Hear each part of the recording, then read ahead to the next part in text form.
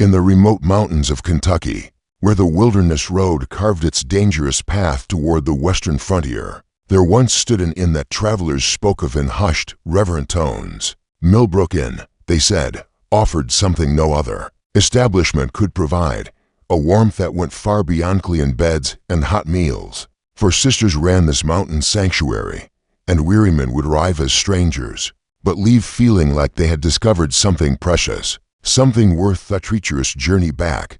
The Cunningham sisters had a reputation that spread across 3 states. Merchants would delay their business trips just to spend extra nights at Millbrook Inn. Cattlemen would take dangerous detours through hostile mountain passes, rather than miss the opportunity to experience the sisters' legendary hospitality. And those who had stayed there spoke of comforts that lonely travelers rarely found. Attention so personal, so intimate that grown men would weep when it came time to leave. But in the winter of 1851, something changed.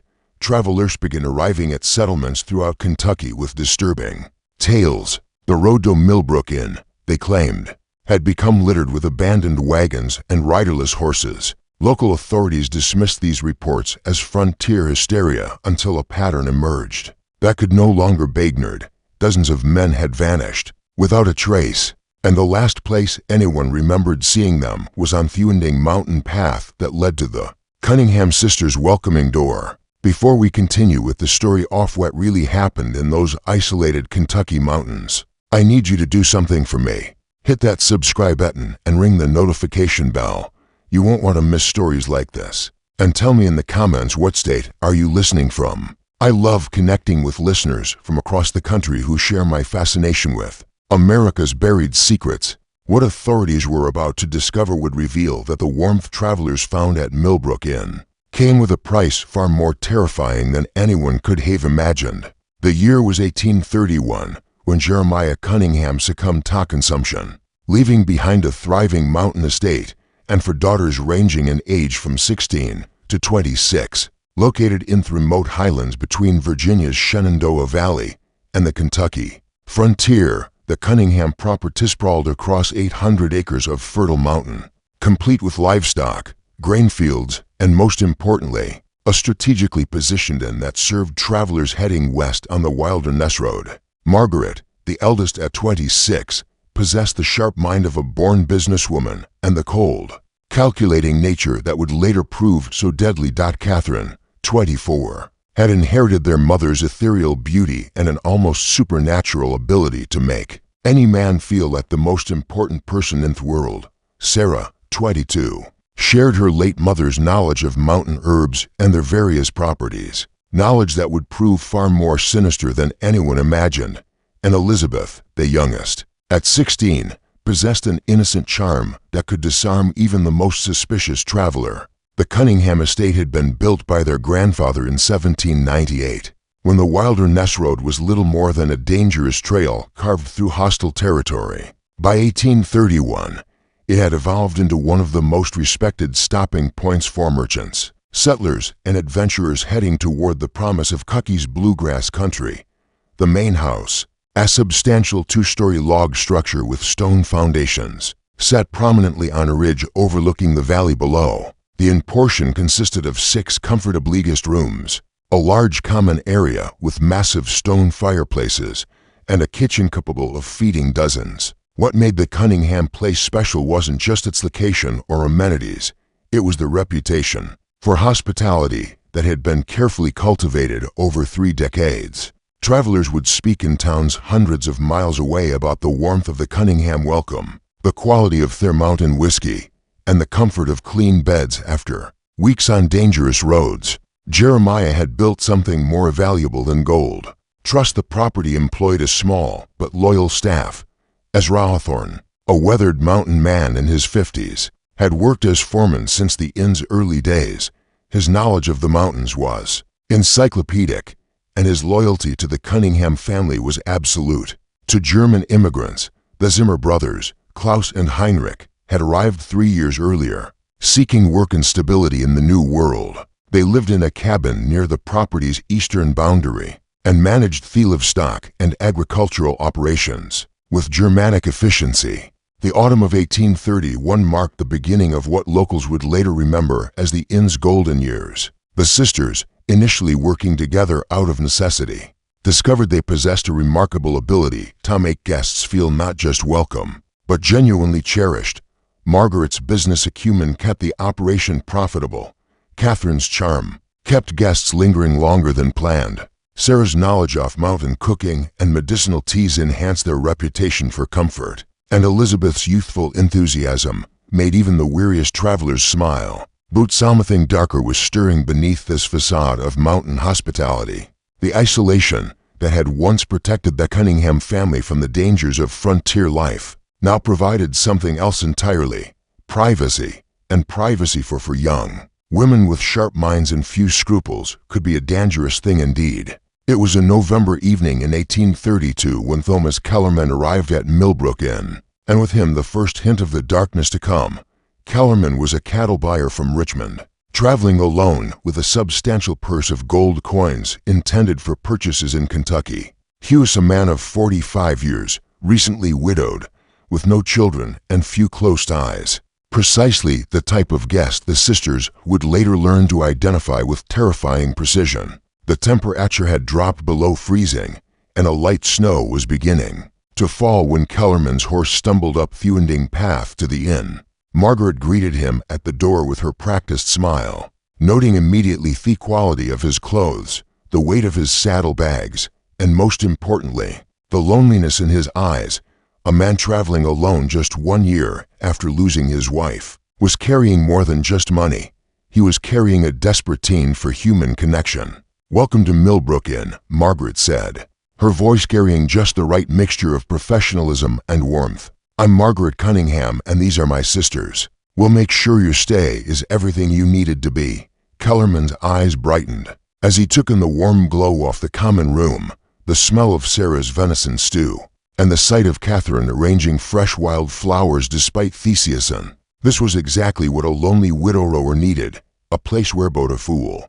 Attentive women would treat him like family rather than just another paying customer. Over the next 3 days, the sisters provided Kellerman with an experience unlike any he'd ever encountered at an inn. Sarah's meals were restaurant-quality feasts featuring perfectly seasoned game, fresh bread, and her famous honey cakes. Margaret engaged him in lengthy conversations about business and politics, making him feel intellectually valued.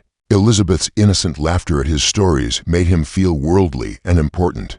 But it was Catherine who provided what Kellerman truly craved: the illusion offerments. On his second evening, after the other guests had retired, Catherine found Kellerman sitting alone by the fire, staring into the flames with the hollow expression of a man who had lost everything that mattered. To him, she approached with 2 glasses of Sarah's special spiced rum, each warming perfectly in crystal tumblers that caught the firelight.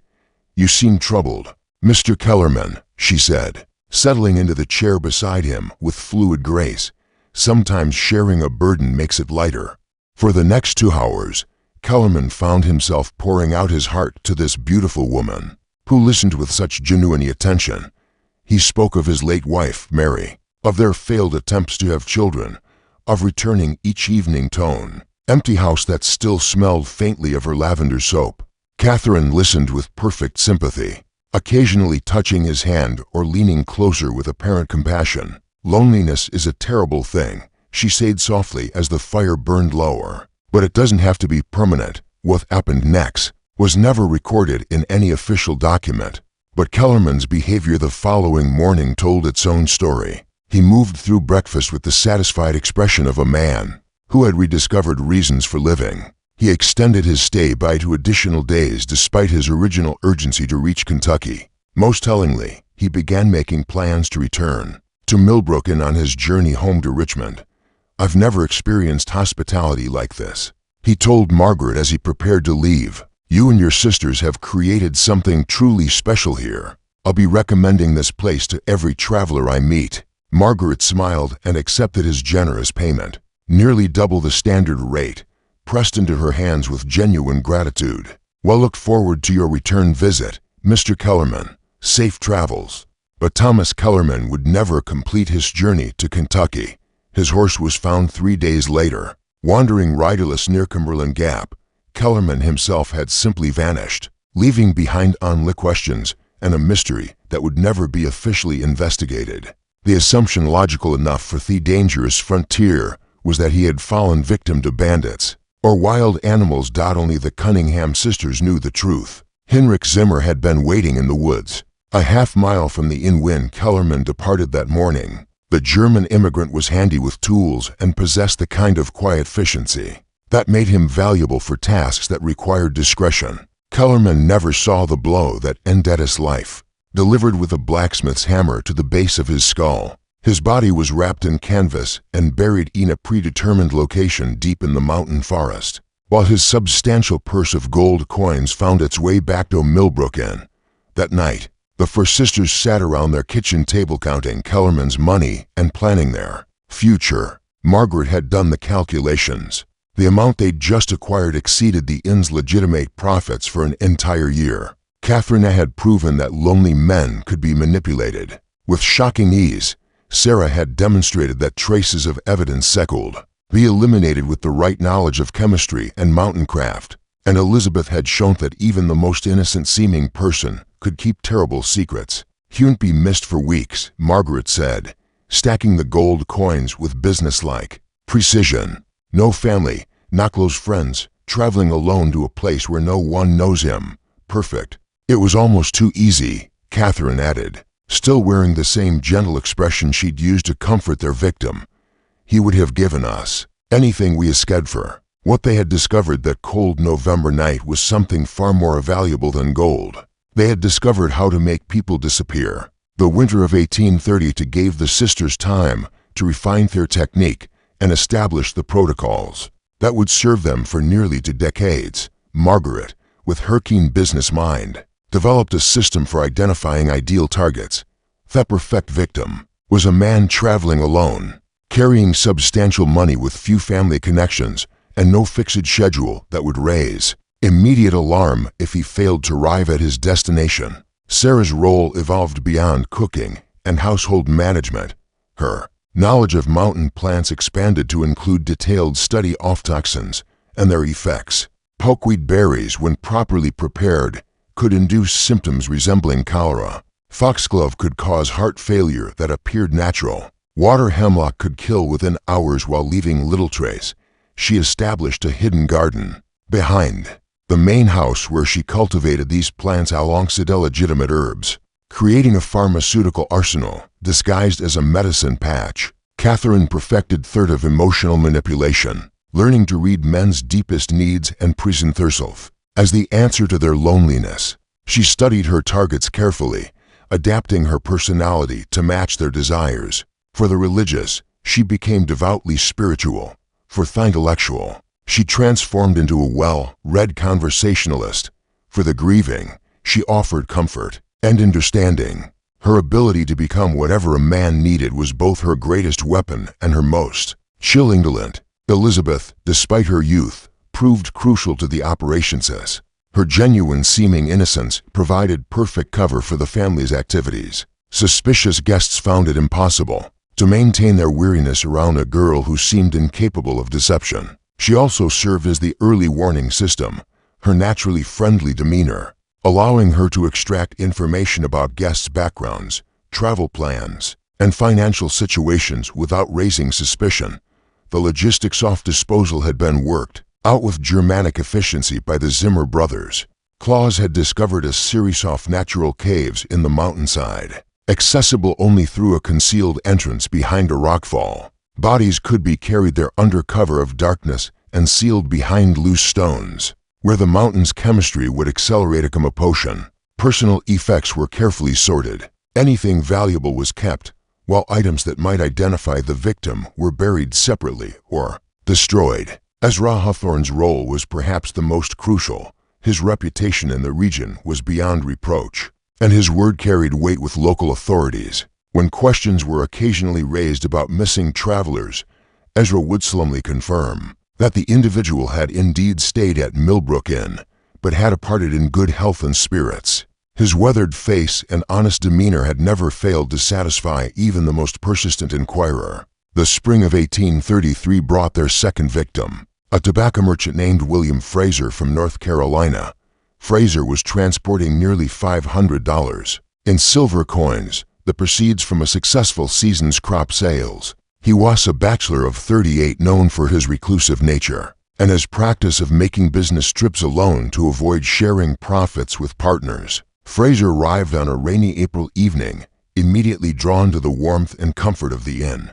After weeks of uncomfortable travel, the sisters deployed their refined strategy with precision. Margaret engaged him in business discussions, learning about his financial situation and travel plans. Sarah provided exceptional meals that made him reluctant to continue his journey. Elizabeth entertained him with piano music and innocent charm that reminded him of the daughter he'd never had.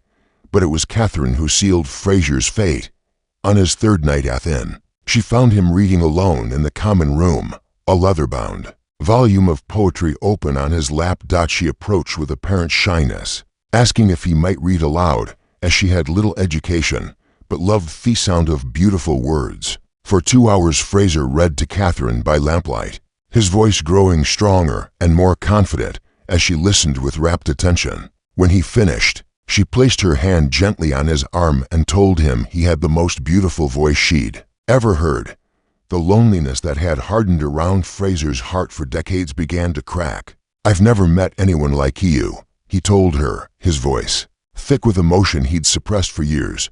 "You'll make me feel alive again." "Then don't leave tomorrow," Catherine replied, her eyes reflecting the lamplight with perfect calculated sincerity. "Stay another day. Let me listen to you read again." Fraser extended his stay by a week, during which Catherine gradually increased their intimacy, while Sarah began introducing small amounts of pokeweed extract into his evening tea.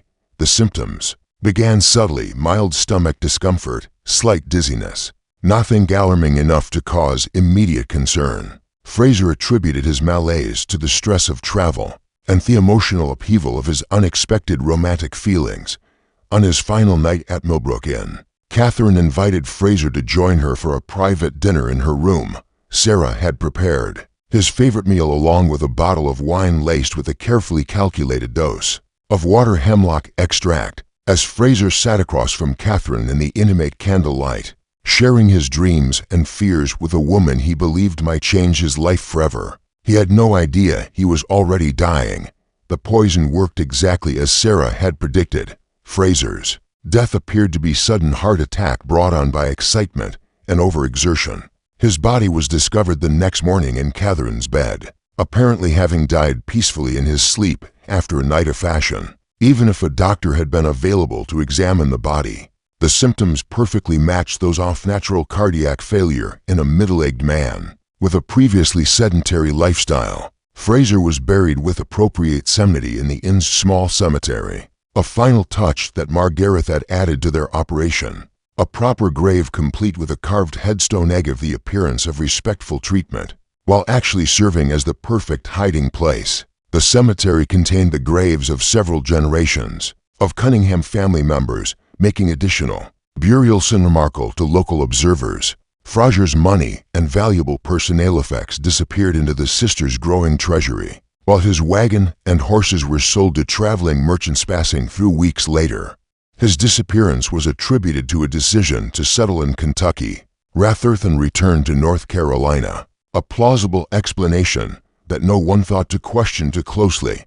By the end of 1833, the sisters had perfected a system that was virtually undetectable. They had learned to space their crimes carefully, never targeting more than 4 or 5 victims per year to avoid creating patterns that might attract attention. They developed cover stories for guests who died at the inn, ranging from heart attacks to accidents to decisions to settle permanently in Thewist. Most importantly, they learned to trust each other completely, creating a conspiracy so tight that not even the slightest hint of their activities ever reached the outside world. Just when we thought we'd seen it all, the horror at Millbrook Inn intensifies. If this story is giving you chills, share this video with a friend who loves dark mysteries. Hit that like button to support our content, and don't forget to subscribe. Never miss stories like this. Let's discover together what happens next, because the Cunningham sisters were just getting started. Between 1834 and 1845,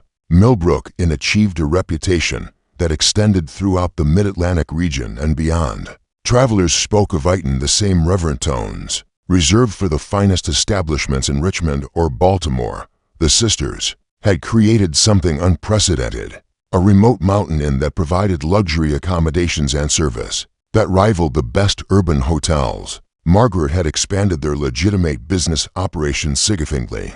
The inn now maintained a stable of quality horses for guests, operated a small distillery producing premium mountain whiskey, and even offered guided hunting expeditions led by Ezra Hawthorne. These legal enterprises provided substantial income, and more importantly gave the sisters a reputation as savvy businesswomen. Rather than simply innkeepers, the guest registry from this period, carefully preserved in the Virginia State Archives, tells the story of their success. Merchants from Charleston, politicians from Richmond, land speculators from Baltimore, and adventurers from as far away as Boston signed their names in Margaret's Ellen Ledger book. Many returned multiple times, becoming regular patrons who praised Millbrook to their colleagues and friends. But hidden within this legitimate success was a carefully orchestrated killing machine that operated with clockwork precision. The sisters had refined their victim selection to an exact science. Catherine had developed an almost supernatural ability to identify the men who would never be missed, the loners, the outcasts, the honest carrying secrets that made them avoid close relationships. Sarah's knowledge of poisons had expanded to include dozens of plant and mineral toxins, each with different symptoms and detection profiles. Elizabeth had learned to extract detailed personnel information from guests through seemingly innocent conversation, and Margaret coordinated everything with the precision of a military operation. During these years, they claimed approximately 43 victims, the exact number later found by the railroad surveyor. Each death was carefully planned and executed according to strict protocols that minimized risk while maximizing profit. The sisters developed detailed profiles of their targets, sometimes observing potential victims for weeks before making their final decision. Consider the case of Jonathan Waverly, a land surveyor from Pennsylvania who arrived in September 1838. Waverly was conducting mapping work for the state government, a job that required him to travel alone through remote areas for months at a time. He carried surveying equipment worth considerable money along with payment for his work and funds for purchasing land parcels he'd identified as investment opportunities. Margaret immediately recognized Waverly as an ideal target. His work required extended absences from civilization, meaning his disappearance might not be noticed for months. His surveying activities provided a perfect cover story.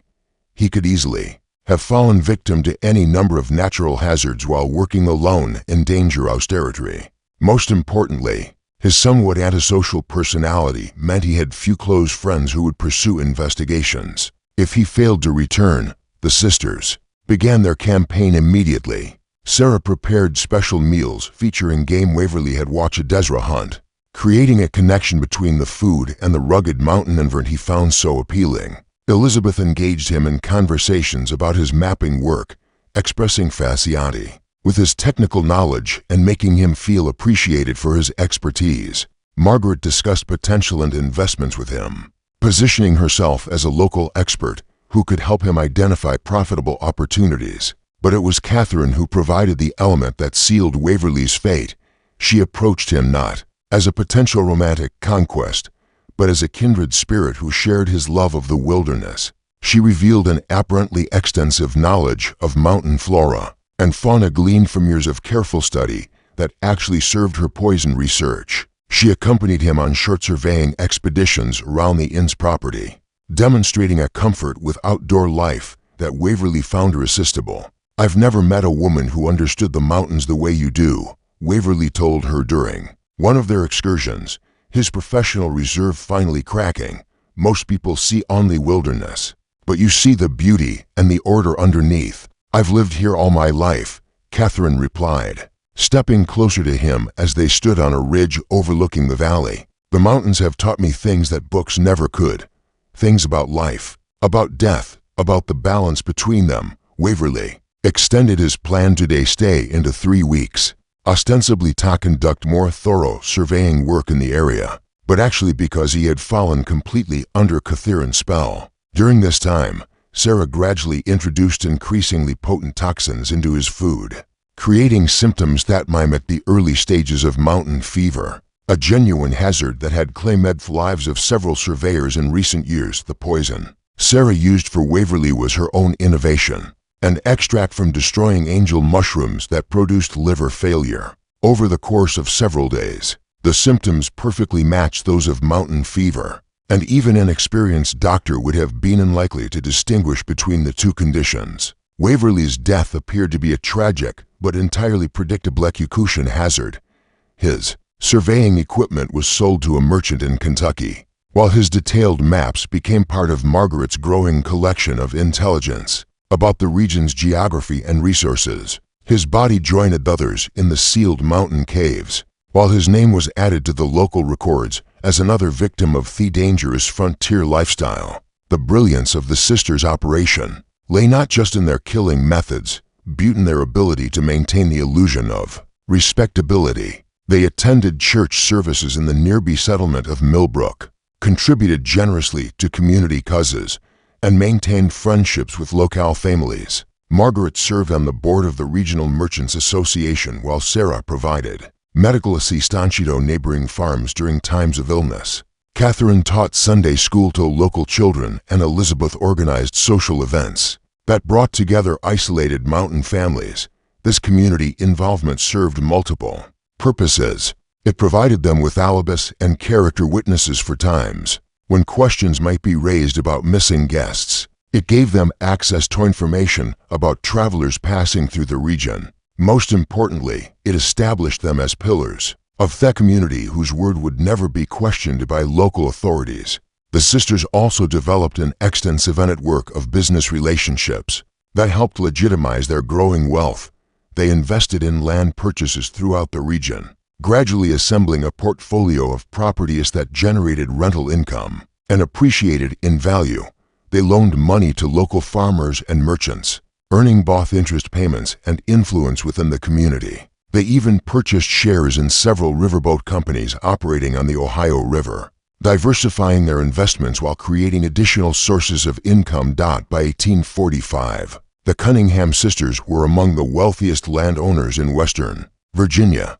Their success story was held up as an example of what determined women could achieve. Even in the challenging frontier environment, local newspapers occasionally featured articles about the enterprising Cunningham sisters, who had built a thriving business empire from their inherited mountain property. But beneath this facade of legitimate success lay carefully concealed bones of more than 40 men who had made the fatal mistake of accepting the sisters hospitably. Each death had added to their wealth and refined their methods, creating a cycle of murder and profit that seemed impossible to stop or detect. The isolation that had initially protected them from discovery now provided something even more valuable: the perfect environment for their predatory activities. Millbrook had become a spider's web, beautiful and inviting on the surface, but deadly Tonyan who became entangled in its strands. The beginning of the end came not from law enforcement or suspicious relatives, but from an unexpected source, one of their own employees. Heinrich Zimmer, the younger of the two German brothers, had been growing increasingly unstable since a hunting accident in the fall of 1849 that left him with chronic pain and a dependency on laudanum for relief.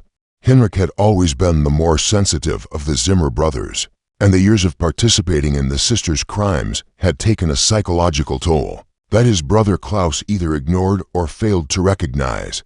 The laudanum, initially prescribed by Sarah for legitimate pain relief, had gradually become Heinrich's escape from the guilt and nightmares that plagued his sleep. But addiction brought its own problems: paranoia, mood swings, and a tendency toward loose talk that made him increasingly dangerous to the operation. The crisis began on a cold February morning in 1850, when Heinrich appeared at the kitchen door of the main house, his eyes wild with drug-induced panic and his clothes disheveled from a sleepless night. Sarah was alone in the kitchen, preparing breakfast for a traveling merchant from North Carolina who had arrived the previous evening. a man the sisters had already identified as their next target. "I can't do it anymore," Henrik whispered, his voice shaking with emotion. "I see their faces. Every night. Every time I close my eyes, they're all standing there watching me. 43 men, Sarah. 43 souls crying out for justice." Sarah maintained her composure, but her mind raced as she calculated the threat Henrik now represented. His knowledge of their crimes was complete and detailed. He could provide authorities with exact locations of burial sites, descriptions of murder methods, and testimony that would send all four sisters to the gallows. "You're not well, Henrik," she said gently, moving closer to him with apparent concern. "The dynam is affecting your mind. You're seeing things that aren't real." "No." Henrik's voice rose dangerously, and Sarah glanced toward the ceiling, hoping. "The guest upstairs hadn't been awakened. I know what we've done. I know what you've made me do, and I know it has tossed up." The conversation continued for nearly an hour, with Henrik alternating between tearful confessions and angry accusations while Sarah tried to calm him without alerting the rest of the household. She eventually managed to convince him to return to his cabin with the promise that they would discuss the situation later, after he'd had time to rest and clear his head. But Sarah knew there would be no later discussion. Henrik Zimmer had become a liability that threatened everything they'd built, and liabilities had to be eliminated. That evening, after their guest had retired for the night, Sarah prepared a special dinner for the Zimmer brothers. A gesture of appreciation for their years of loyal service, she explained to Klaus. The meal featured Heinrich's favorite dishes, along with Sarah's special spiced wine that contained enough concentrated foxglove extract. Tossed up a man's heart within hours. Heinrich died quietly in his sleep that night, his death attributed to the same heart condition that had supposedly claimed several of their guests over the years. Klaus, who had consumed less oft-poisoned wine due to his natural temperance, survived, but with significant cardiac damage that left him weakened and dependent on Sarah's medical care. Heinrich's death solved their immediate problem, but created new challenges. Klaus, despite his physical weakness, began asking pointed questions about his brother's sudden demise. The similarities between Heinrich's symptoms and those exhibited by several of their guests had not escaped his notice, and his loyalty to the sisters was wavering under the weight of suspicion and grief. Margaret recognized that their operation was entering a critical phase. The network of trust and complicity that had protected them for nearly 2 decades was beginning to fracture, and any significant investigation would uncover evidence that even their considerable influence couldn't suppress. She began making contingency plans for the possibility that they might need to abandon Millbrook Inn. The final guest to die at Millbrook Inn was Samuel Hartwell, a cotton broker from Savannah, arrived in March 1851 with over $1,000 in gold coins and banknotes.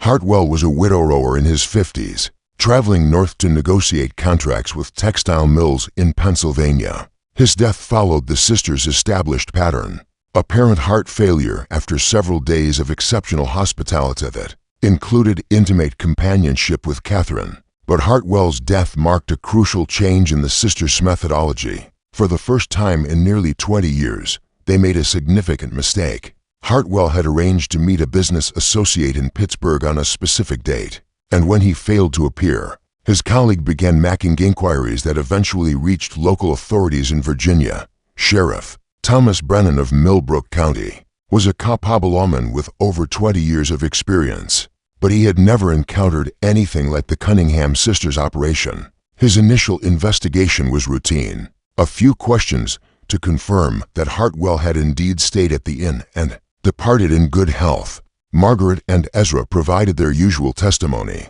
supported by carefully maintained guest records that showed Hartwell's departure date and intended destination. But Brennan was more persistent than previous inquirers, and his investigation began, uncovering small inconsistencies in the sisters' story. A blacksmith in the next county remembered showing a horse that matched the description of Hartwell's mount, but several days after the businessman was supposed to have passed through the area, a merchant recalled purchasing supplies from someone who resembled Hartwell. But again, the timing didn't match the official departure date from Millbrook Inn. These discrepancies were minor and might have been explained by any number of innocent factors.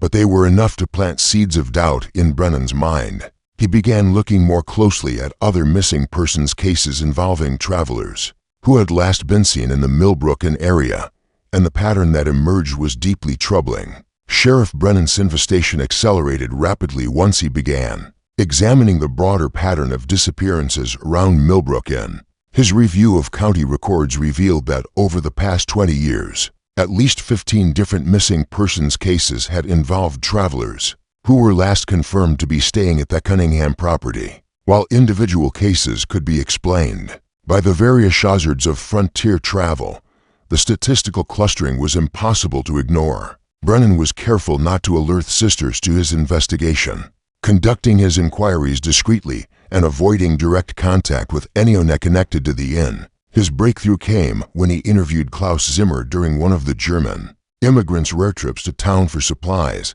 Klaus, still grieving his brother's death and increasingly suspicious about the circumstances surrounding it, proved more talkative than usual. "My brother Henrik, he was troubled before he died," Klaus told Brennan during what appeared to be a casual conversation outside the general store. "He spoke of things that kept him awake at night. The mountains hold many secrets, Sheriff, and not all of them should stay buried." This cryptic statement might have meant nothing to a less experienced investigator, but Brennan recognized the signs of a man struggling with dangerous knowledge. He arranged a private meeting with Klaus at a location far from Millbrook Inn, where the full truth finally began to emerge. Klaus's confession was halting and incomplete. Years of fear and loyalty struggled against guilt and suspicion as he revealed fragments of what he knew.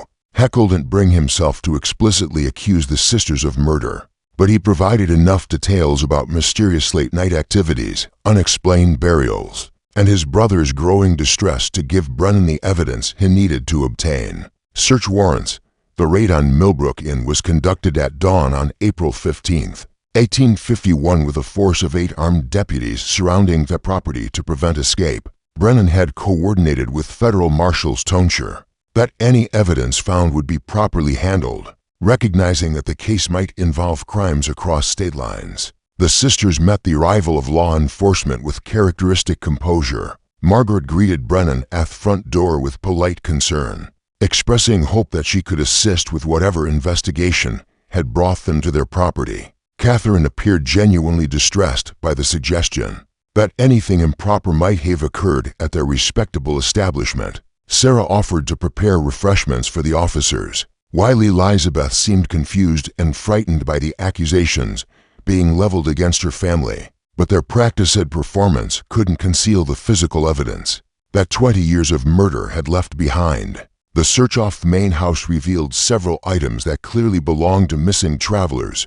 A distinctive silver pocket watch engraved with Samuel Hartwell's initials, a leather portfolio containing business documents belonging to Thomas Kellerman, and a collection of personal letters and photographs that represented dozens of different victims. More damning still was Sarah's carefully maintained garden of poisonous plants, which included several species that had no legitimate medicinal applications. Her collection of books on botany and chemistry revealed an expertise in toxicology that went far beyond the knowledge required for normal household remedies. Hidden in her private room, investigators found detailed notes describing the effects and dosages of various plant toxins, along with records that clearly corresponded to the deaths of specific guests. The discovery of the burial caves was the final piece of evidence needed to confirm the scope of the sisters' crimes. Klaus, facing charges as an accessory to murder, led investigators to the concealed entrance behind the rockfall.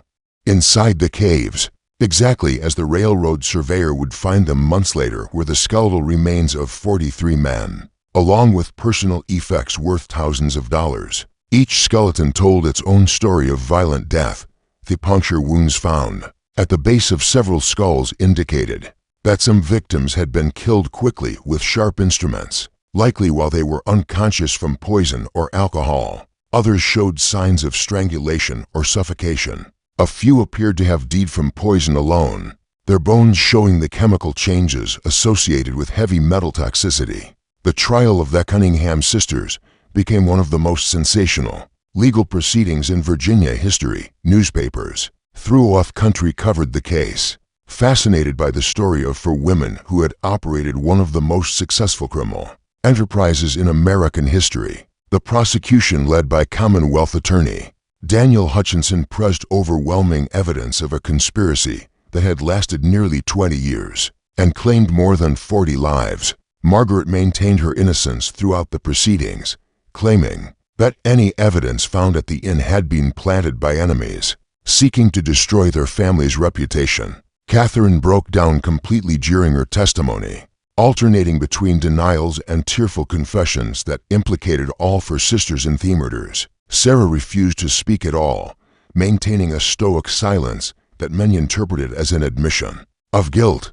Elizabeth, the youngest and most sympathetic defendant, claimed to have been coerced by her older sisters and begged for mercy from the court. The defense strategy focused on the isolation and vulnerability of four orphaned women trying to survive in a dangerous frontier environment. The sisters' attorney, Marcus Fairfield, argued that they had been driven to desperate measures by circumstances beyond their control, and that their youth and gender should be considered as mitigating factors in their sentencing. But the overwhelming evidence and the shocking scope of their crimes made any sympathy difficult to sustain. The jury deliberated for less than 3 hours before returning guilty verdicts for all four defendants on multiple counts of murder in the first degree. The sentencing was swift and final. Margaret, Catherine, and Sarah were condemned to hang, their execution scheduled for October 12, 1851. Elizabeth, largely due to her age at the time the crimes began and her apparent cooperation with authorities, received a sentence of life imprisonment without possibility of parole. The executions were carried out as scheduled on a gray October morning, with hundreds of spectators gathering to witness the end of the Cunningham sisters' story. Margaret faced her death with the same cold composure she had shown throughout the trial, offering no final words of remorse or explanation. Catherine and Sarah stood together on the scaffold, holding hands as the noose were placed around their necks, their final moment of sisterly solidarity, a stark contrast to the calculated cruelty they had shown their victims. Elizabeth Cunningham was transported to the Virginia State Penitentiary in Richmond, where she would spend the remaining 37 years of her life. Prison records indicate that she maintained her innocence until her death in 1888, claiming repeatedly that she had been a victim of her sister's manipulation rather than a willing participant in their crimes. She never received visitors and left no written account of her experiences at Millbrook Inn. Klaushammer, granted immunity in exchange for his testimony, disappeared shortly after the trial concluded. Some reports placed him in Ohio, others in Missouri, but he was never officially located again. The trauma of his brother's death and his role in exposing the sisters' crimes appeared to have broken him completely, leaving him unable to settle anywhere or form lasting relationships. Ezra Hawthorne faced charges as an accessory to murder, but his advantage and his cooperation with authorities earned him a reduced sentence of 10 years in prison. He died in custody in 1854, reportedly still maintaining that he had never suspected the true nature of the sisters' activities and had believed their explanations for the various deaths and disappearances. Millbrook in itself was sold at auction to satisfy legal judgments against the Cunningham estate. The new owners, a family named Fletcher from Richmond, attempted to continue operating it as a legitimate inn, but the property's notorious reputation made it impossible to attract guests. The building stood empty for several years before being purchased by a mining company that demolished the structures and converted the land to industrial use. The copper mine where the victims' remains were discovered was permanently sealed border of the court with a simple stone marker erected to commemorate the 43 men who died at Millbrook Inn. The marker, which still stands today according to local historical societies, bears only the inscription, "Here lie unknown travelers 1830 to 1851. May they find the peace and death that was denied them in life." The case had far-reaching implications for inn and hotel regulation throughout Virginia and neighboring states. New laws were enacted requiring more detailed guest registration procedures, mandatory reporting of guest deaths to local authorities, and regular inspections of establishments serving travelers. The Cunningham laws, as they became known, remained in effect well into the 20th century. Perhaps most significantly, the Millbrook case became a cautionary tale about the dangers of isolation and the potential for evil to flourish in places far from civilized oversight. Criminal investigators began paying closer attention to patterns of disappearances around remote establishments, leading to the discovery of several smaller-scale operations that might otherwise have continued undetected. The financial investigation revealed the true scope of the sisters' success. Their estate, including land holdings, business investments, and liquid assets, was valued at over $50,000, an enormous fortune for the time period. The money was used to compensate victims' families where possible and to fund improvements to law enforcement capabilities in remote areas off Virginia. Modern criminologists who have studied the case note several factors that contributed to the sisters' remarkable success. Their operation combined careful victim selection, sophisticated killing methods, excellent disposal techniques, and most importantly, a perfect cover story that made their crimes nearly invisible to contemporary investigators. The isolation of their location provided advocacy for their activities, while their reputation for hospitality created a steady stream of potential victims. Psychological profiles developed by modern experts suggest that Margaret was the primary architect of the operation, possessing the antisocial personality traits and organizational skills necessary to plan and execute such a complex criminal enterprise. Catherine likely suffered from what would now be recognized as borderline personality disorder, making her capable of forming intense but ultimately meaningless emotional connections with victims. Sarah's expertise with poisons suggests a fascination with death and control that bordered on sadistic. Elizabeth's role remains the most ambiguous. Whether she was a willing participant or a coerced accomplice may never be definitively determined. What makes the Millbrook case particularly chilling is how easily it could have continued indefinitely had Heinrich Zimmer not suffered his psychological breakdown, or had Sheriff Brennan been less persistent in his investigation. The sisters might have continued their activities for decades longer. The randomness of their ultimate discovery serves as a reminder that many historical crimes may have gone completely undetected, their perpetrators taking their secrets to unmarked graves. The story of the Cunningham sisters also highlights the vulnerability of travelers in the industrial era, when communication was slow and transportation was dangerous. A man could disappear between two towns and not be missed for months, if ever. The sisters exploited this vulnerability with ruthless efficiency, turning the hospitality industry itself into a weapon against the lonely undisolated. Local folklore in Western Virginia preserved distorted versions of the Millbrook story. For generations, some tales portrayed the sisters as victims of circumstance, who were driven to desperate measures by poverty and isolation. Others transformed them into supernatural entities who lured victims through magical means, rather than simple manipulation. The truth, as revealed by court records and contemporary accounts, is both more mundane and more terrifying than any ghost story. The physical location of Millbrook is a source of local superstition. Well into the 20th century, hunters and hikers reported finding unusual artifacts in the area. Old buttons, pieces of clothing, rusted metal objects that might once have belonged to the sisters' victims. Whether these discoveries were genuine relics or simply the products of overactive imaginations, influenced by the location's notorious history, remains unknown.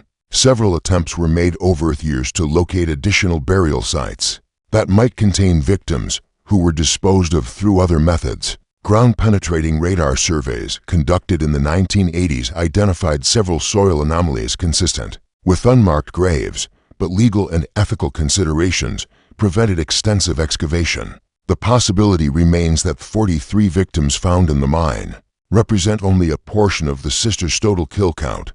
The Cunningham case file, housed in the Virginia State Archives, continues to attract researchers and amateur historians fascinated by one of America's most successful serial killing operations.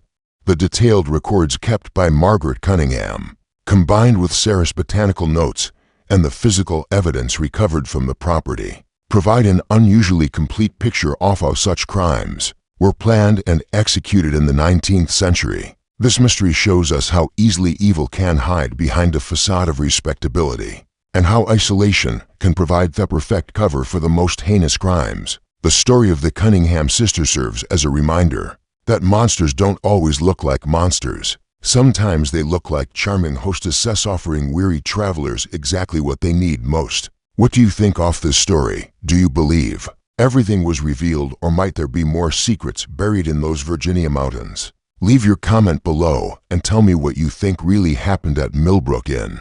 If you enjoyed this tale and want more horror stories like this, subscribe, hit the notification bell, and share with someone who loves mysteries. The past is full of dark secrets waiting to be uncovered, and I'll be here to help you discover them. See you in the next video, where we'll explore another chapter from America's hidden history of terror.